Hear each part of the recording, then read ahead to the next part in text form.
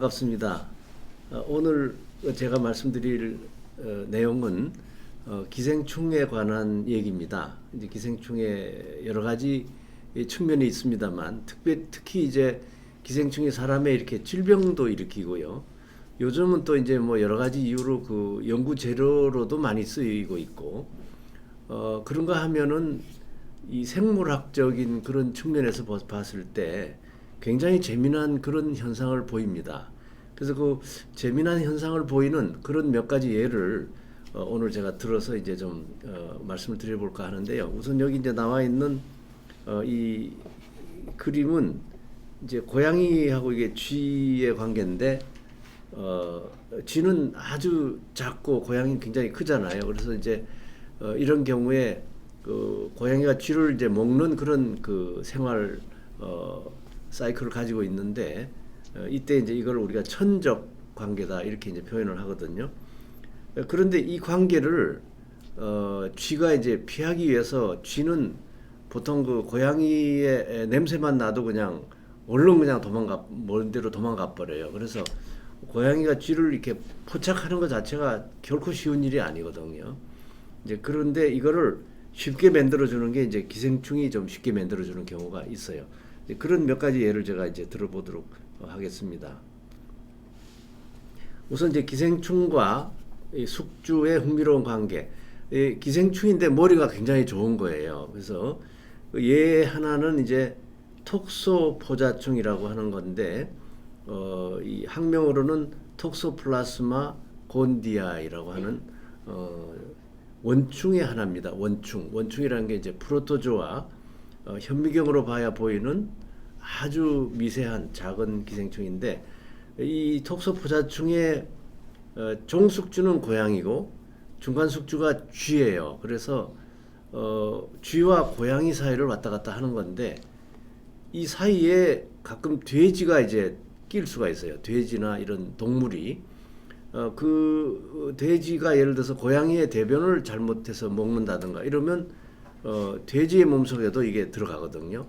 그럼 그 돼지고기를 들이킨 거를 낡거나 이런 거를 쥐가 먹으면 또 쥐에도 또 옮겨가고 고양이가 먹으면 또 고양이한테도 가고 이런 관계를 갖고 있습니다. 그리고 이제 이 숙주의 뇌를 침범하는 게 이제 특성인데, 여기 보이는 요 충체 있죠. 요거 여기 요렇게 여기 이제 낭에 쌓여 있다고 그러는데 주머니에 이렇게 동그란 거 자체가 이게 하나의 주머니예요. 그 주머니 안에 수천 개, 때는 뭐 수백 개, 수천 개의 작은 그 톡소포자충들이 들어있는, 이게 이제 뇌에 들어있는 겁니다. 그래서 뇌에 들어가서 그냥 가만히 있느냐면 그게 아니라 여러 가지 물질도 내고 이래가지고 이제 숙주를 조정하기도 하고 숙주의 면역 반응도 일으키고 뭐 여러 가지 역할을 이제 하게 되는데, 일단 그 중에 하나는 숙주 행동을 조절하는데 쥐가 고양이를 무서워하지 않도록 만드는 이런 희한한 그 작용을 하는 겁니다. 그래서 결국은 쥐가 고양이한테 쉽게 먹힐 수 있도록 이렇게 하는 건데, 여기 그림도 이제 여기 있지만은 이 쥐가 지금 고양이 두 마리가 이렇게 쳐다보고 있는데 이 쥐가 도망가야 되는데 그냥 가만히 있는 거예요. 그래서 이제 연구를 했는데 왜 이렇게 하나, 연구를 이제 많은 학자들이 연구를 했는데, 이 톡소포자충이 쥐의 뇌에 들어가 있으면 이 쥐가 여러 가지 이렇게 이제 실험 세팅이 있거든요. 그걸 해보면 고양이 냄새를 강하게 이렇게 주면은 정상 쥐는 얼른 도망가는데, 이 감염된 쥐는 그냥 가만히 있거나 아니면 오히려 그 냄새가 나는 쪽으로 가려고 하는 성질이 보여요. 그래서 이렇게 이제 우리가 이런 챔바를 만들어 가지고 실험을 하는데, 거기다 이제 쥐를 집어넣어 가지고 하면은 정반대 이런 그 정상 쥐하고 감염된 쥐가 이런 걸 하게 만드는 겁니다. 그래서 쉽게 생활사가 이렇게 이어지도록 하는 건데, 결국 여기 이제 쥐가 고양이를 무서워하지 않도록 유도를 하고 생활사가 쉽게 이어질 수 있도록 하는 건데, 냄새만 또 좋아하는 게 아니라 고양이한테 가서 이렇게 친하게 하려고 그래요. 쥐가 가서 고양이가 같이 놀자고 이렇게 하는데, 이제 처음에는 고양이도 가만히 이렇게 있다가 나중에 고양이가 배가 고프면 이제 쥐를 잡아먹어요. 네, 그렇게 되도록. 사람에서도 이 톡소포자충이 여러 가지 작용을 일으키는데, 우선 그 정신착란증이나 정신병 같은 걸 일으킬 수 있다는 게 이제 여러 그 증례 보고가 나오고 있고, 과거에는 사실 잘 몰랐는데 최근에 와서 이 톡소포자충에 감염된 환자들의 혈청을 이제 조사해가지고 정신과 병동에 있는 환자하고 바깥에 있는 일반 사람들하고의 이제 비교를 해가지고 정신과 병동에 있는 환자들이 상당히 높다는 것도 이렇게 밝혀냈어요. 그 우리나라가 이제 이 톡소포자충 우리 한국 국민의 감염률이랄까 그 혈청 양성률이 얼마나 되느냐 하면 요즘은 약 10% 정도 되는 걸로 봅니다. 그 말은 10명 중에 한 사람은 톡소포자충에 감염된 경험이 있거나 현재 감염돼 있거나 이런 걸 이제 표시를 하는 건데, 이게 그 나라마다 굉장히 달라요. 예를 들면 유럽의 독일이나 프랑스나 이런 나라들은 이제 육류를 굉장히 많이 먹거든요. 우리 한국에 비해서도 더 많이 먹는 습성을 가지고 있는데, 이 독일 국민이나 프랑스 국민이나 네덜란드 이런 폴란드 이런 국민들의 감염률은 70%에 육박합니다. 그만큼 10명 중에 7명이 다 감염됐거나 감염 경험을 갖고 있거나 이렇게 되는 거다. 이렇게 이제 보시면 됩니다. 우리나라하고 일본하고 중국은 대개 한 10% 정도를 이렇게 유지하고 있고, 조금 늘어나는, 좀 증가하는 경향이 있어요. 그 이유는 돼지고기나 육류를 점점점 소비가 이렇게 늘어나기 때문에 아무래도 그거에 따라서 좀 증가하는 것 같아요.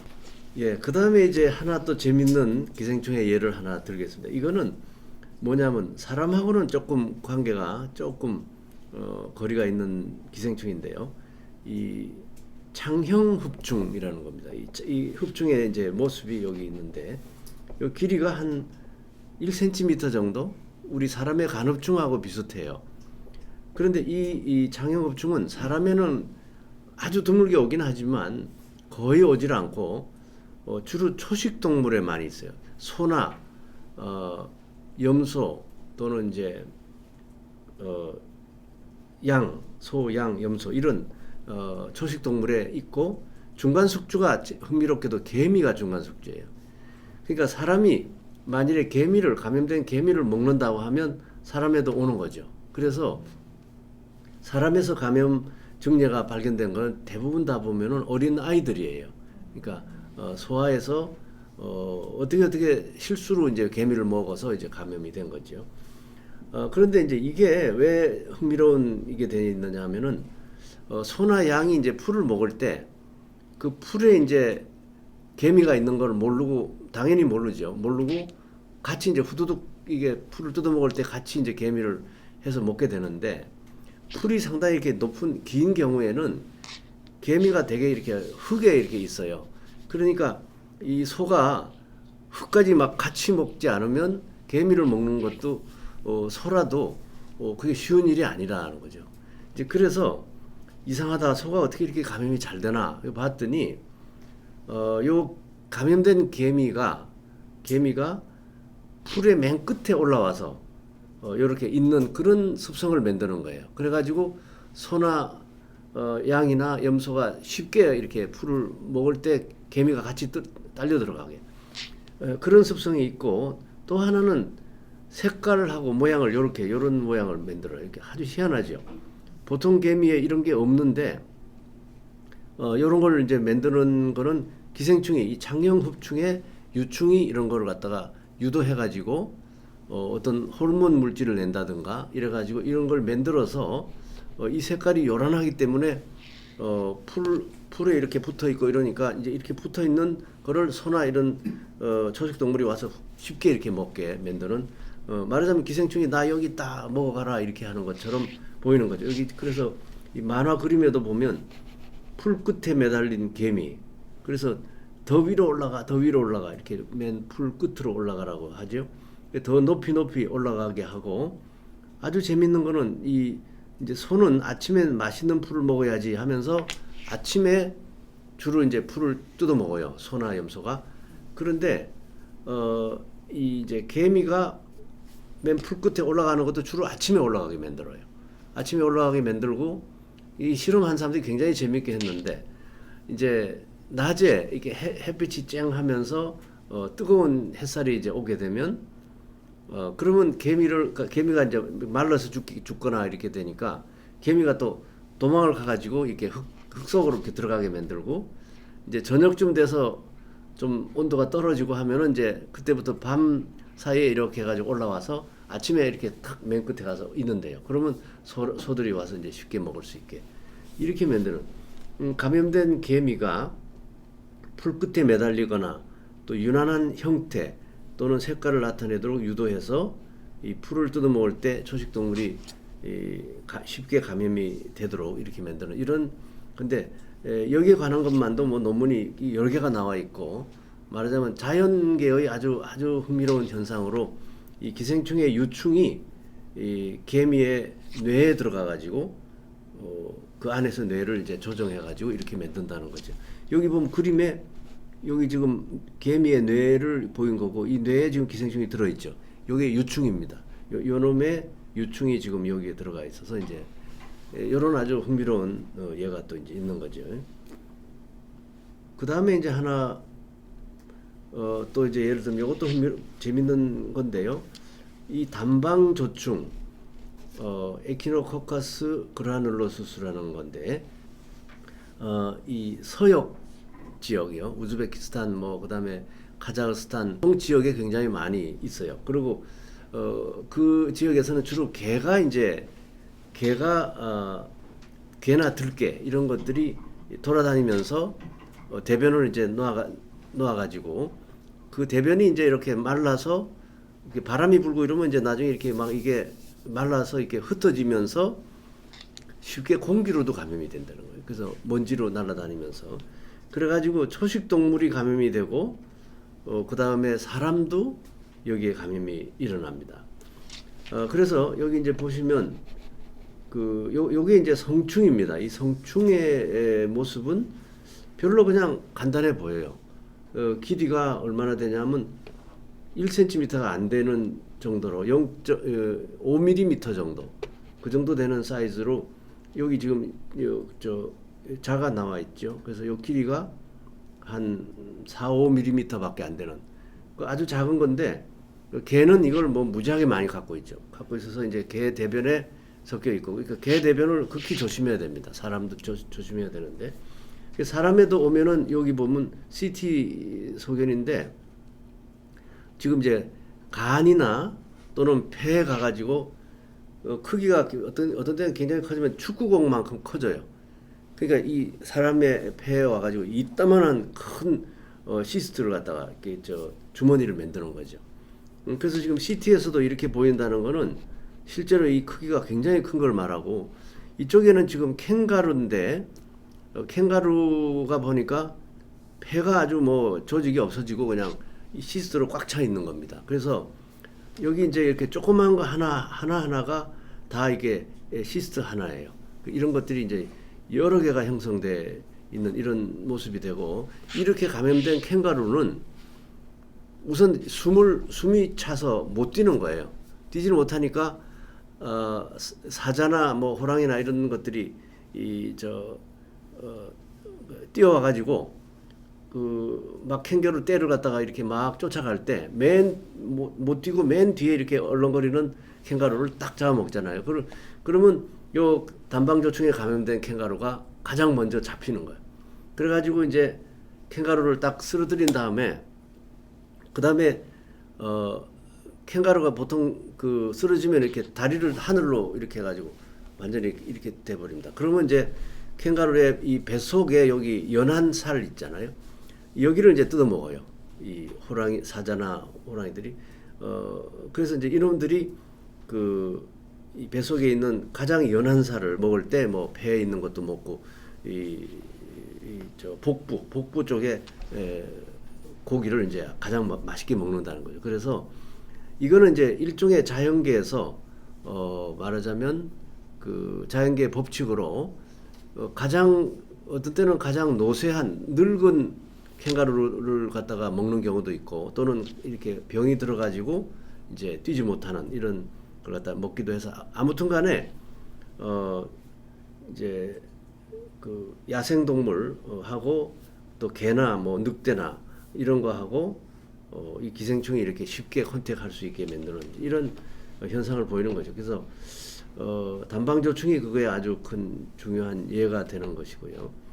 그다음에 이제 숙주의 다리 근육을 마비시켜 가지고 못 뛰게 하는 것도 많아요. 이것도 개, 고양이가 종숙주인 만선열두조충이라는 건데, 요게 이제 만선열두조충입니다. 일명 스파르가눔이라고도 이제 부르는 건데, 이 스파르가눔의 종숙주는 개나 고양이나 뭐 들개나 또 여우나 이런 것들입니다. 이런 것들인데, 이런 놈들이 이제 이런 개구리나 또는 뱀 이런 것들을 이제 먹거든요. 그래서 특히 이제 이 개구리를 많이 먹는데, 이 개구리도 마찬가지로 이 스파르가눔이 어디 감염이 많이 되어 있냐면 요 뒷다리에 많아요. 여기 지금 화살표에는 여기에 지금 요거 하나 정도가 여기 들어 있는 겁니다. 그러면 여기 이제 이게 퉁퉁 부어 가지고 개구리가 우선 뛰는데 친구들하고 같이 뛰지를 못하고 뒤뚱뒤뚱 혼자만 뒤처지는 거죠. 그러면 이제 뭐 들개라든지 뭐 늑대라든지 이런 놈들이 와서 먹어가지고 이제 이것도 그 생활사가 쉽게 이어지도록 만드는 이 기생충의 자연계에서의 행동이라는 게 이렇게 굉장히 아주 흥미로운 점이 많다는 걸 이제 다시 한번 볼 수가 있는 거죠. 또 하나 예를 들겠습니다. 이거는 쌀벌레 얘긴데요. 쌀벌레. 요즘은 쌀벌레를 보기가 참 힘들어졌습니다만, 그전에는 그 쌀 뒤주 있잖아요. 그 뒤주를 이제 열면 그 안에 구더기처럼 생긴 게 가끔 이렇게 꾸물꾸물거리고 허연 게 이렇게 있는 때가 있어요. 이제 그게 쌀벌레인데 그게 요겁니다. 여기 지금 요 그림에 보면 요런 모습인데 구더기처럼 생겼는데, 요 놈이 나중에 이제 이렇게 요런 그 딱정벌레 모양 같이 요런 모습으로 이제 변하고 이렇게 되어 있는데, 요 놈의 요 유충 구더기처럼 생긴 이 유충에 이 쥐조충이 들어가는 거죠. 이게 들어가서 이 유충을 조절을 해가지고, 원래는 이 쌀벌레가 이렇게 빛이 이렇게 있는 쪽에 나오질 않고 쌀 속으로 파고 들어가 가지고 숨어 버려요. 그래서 보통 때 이렇게 쉽게 보이지 않게 만들어져 있고, 이렇게 막 쌀을 이렇게 좀 흩으면 이제 그 안에 이렇게 쌀벌레가 들어있는 경우가 있는데, 이 기생충에 감염이 되면은 요놈이 밖으로 나오려고 하는 이제 습성이 생기게 만들어요. 그래서 이제 종숙주는 쥐인데, 이 쥐가 이제 쌀을 갖다 이렇게 먹을 때 구더기 같이 생긴 이걸 갖다 같이 먹는다. 여기 이제 구더기처럼 생긴 걸 이게 바구미라고도 합니다. 바구미. 이 말은 우리말인데도 굉장히 듣기 아마 힘드셨을 거예요. 이게 이제 일종의 딱정벌레의 애벌레입니다. 애벌레. 여기에 들어가 가지고 이 유충이 들어가서 조절을 해서 쌀 바깥으로 나오는 습성을 만들어서 이제 쉽게 쥐한테 먹히도록, 이런 현상들이 뭐 굉장히 많이 기생충에서 연구가 많이 돼 있어서, 이제 저는 의과대학에서 연구를 했기 때문에 이제 주로 사람의 병을 일으키는 걸 주로 했는데, 이제 자연대학이나 또 이제 뭐 수의과 대학이라든가 또 이런 대학에서는 이런 재미있는 그 현상에 대한, 자연 현상에 대한 연구를 또 많이 했습니다. 그래서 저도 이런 연구를 사실 많이 하고 싶었는데, 저는 이제 이미 정년퇴임을 해가지고 보니까 이런 흥미로운 일들이 많이 연구가 되어 있는 것을 알게 되었습니다. 그래서 최근에 이제 보면은 기생충을 인체에 이롭게 한번 이용해보자 하는 이런 시도도 많이 나타나고 있어요.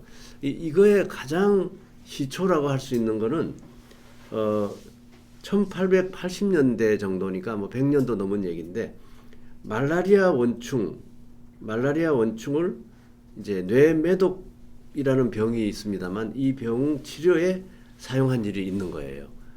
이거는 스위스의 율리우스 와그너 야우레그라는 박사인데, 이 사람이 이제 스위스의 정신과 의사입니다. 정신과 의사인데, 이분이 정신과를 하면서 뇌매독을 전공을 했거든요. 뇌매독 있으면은 정신과 환자로 되는 경우가 많았기 때문에 그래서 이제 실험을 매독균을 가지고 배양 실험도 하고 이러고 있었던 모양인데 하루는 매독균을 배양을 하려고 이제 그 배양기에다가 이제 갖다 집어넣어 놨는데 다음날 아침에 오니까 매독균이 싹 다 죽어 있는 거예요. 그래서 아이고 이거 큰일 났네. 매독균 이거 살려야 되는데 어떡하지? 그 보니까 온도가 37도로 맞춰져 있던 그 항온기가 2도, 3도, 30도 이렇게 떨어져 있는 거예요. 이렇게 떨어진 게 아니라 거꾸로 죄송합니다. 41도, 40도, 41도로 올라가 있는 거예요. 고장이 나가지고. 그래가지고 이제 매독균이 다 죽은 걸 확인을 하고, 야 이게 큰일 났다, 실패를 했는데 이걸 하나의 아이디어로 이걸 받아들인 겁니다. 매독균이 죽게 만든 게 온도가 높아지면, 열이 나면은, 말하자면 사람이 이렇게 환자가 열이 나면 매독균이 죽는구나, 뇌 속에 들어있는 매독균이. 그거를 이제 이 사람이 착안을 해가지고 항생제는 그때 그 당시에는 없어가지고 매독에 걸리면 주로 이제 정신과 병동을 가서 이렇게 정신 이상이 돼서 환자가 결국 이제 일찍 죽고 이제 이렇게 되니까 이 뇌매독 환자한테 그때 이제 말라리아는 열을 나게 만들어요. 그래서 사람의 뇌나 이런 장기나 이런데 온도가 40도, 41도가 되게 만들기 때문에 그래서 이제 이 말라리아를 갖다가 한번 접종해보자. 그래가지고 인체 실험을 한 거라. 그 인체 실험을 해서 이제 정신과 환자들 몇 명한테다가 말라리아를 일부러 이제 이렇게 주사기에다 넣어가지고 접종을 하니까 이 뇌매독 환자가 말라리아 걸려가지고 막 열이 나거든요. 그 열이 나고 나중에 보니까 뇌매독이 균이 다 죽은 거예요. 그래서 매독은 치료가 쉽게 되고 이제 말라리아 때문에 이제 열 나는 병만 남은 거죠. 근데 다행히 말라리아 치료제는 키니네라는 약이 있어가지고 그 당시에도 150년 전에도 치료는 어느 정도 가능했거든요.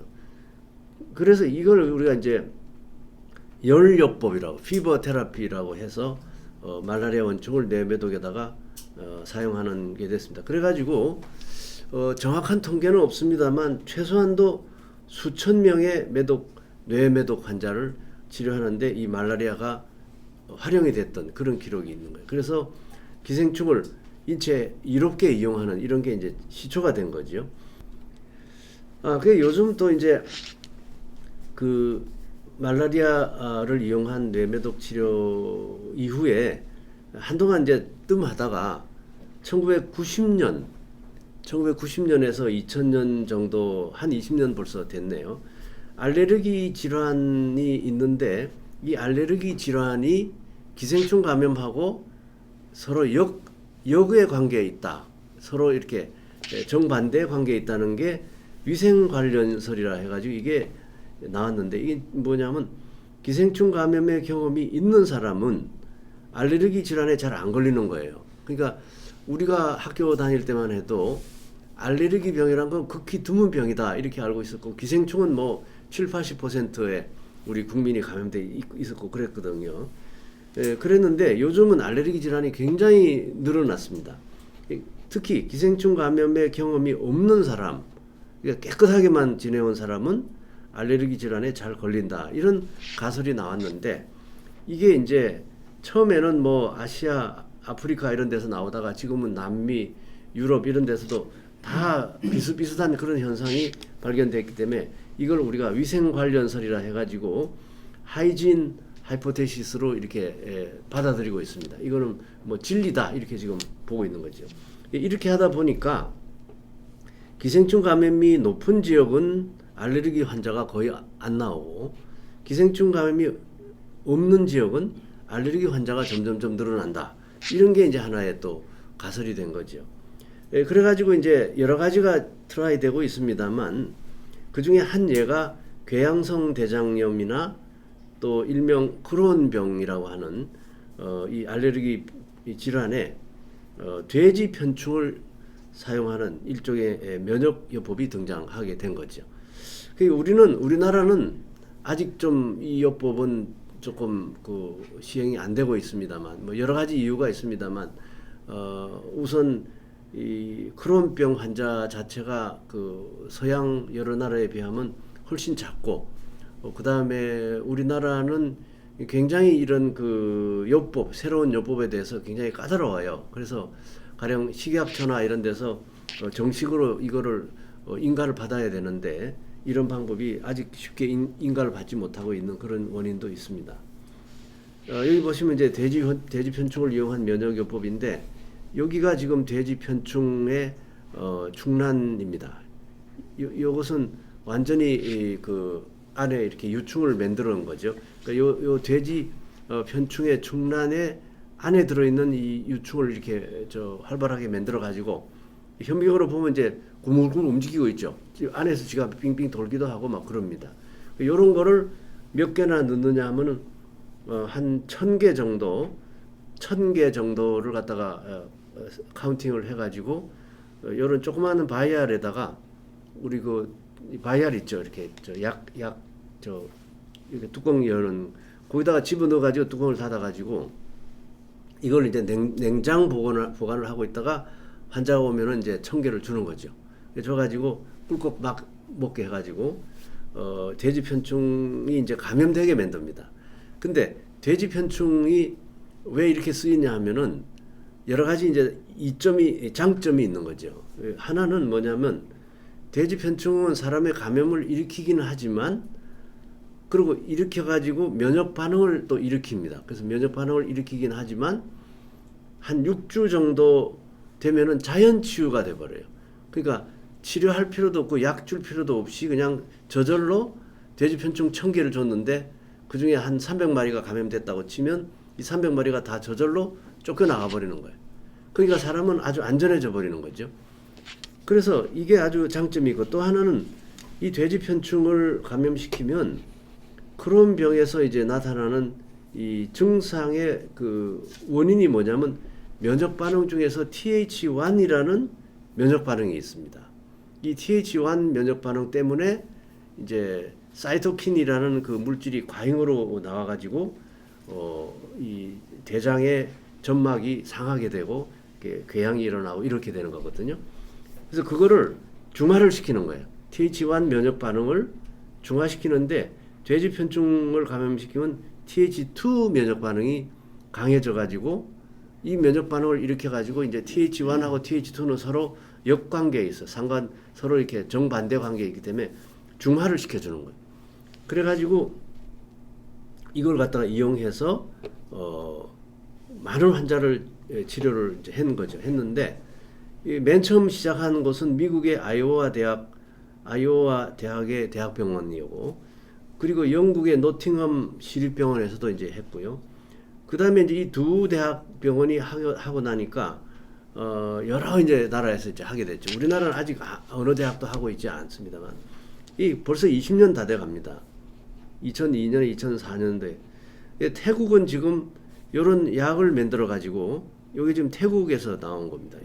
이 TSO-1000이라는 건데, 이거는 그 돼지 편충 트리클루스 스위스를 갖다가 해가지고 여기 바이엘에다가 뭐 1000개씩 1500개씩 집어넣어 가지고 하게 되고, 이거 한 번에 하지를 않고 또 한 2번이나 3번에 걸쳐서 한 달 반, 2달 만에 한 번씩 이렇게 하면 크론 병이 정말 기가 막히게 잘 낫는다고 해요.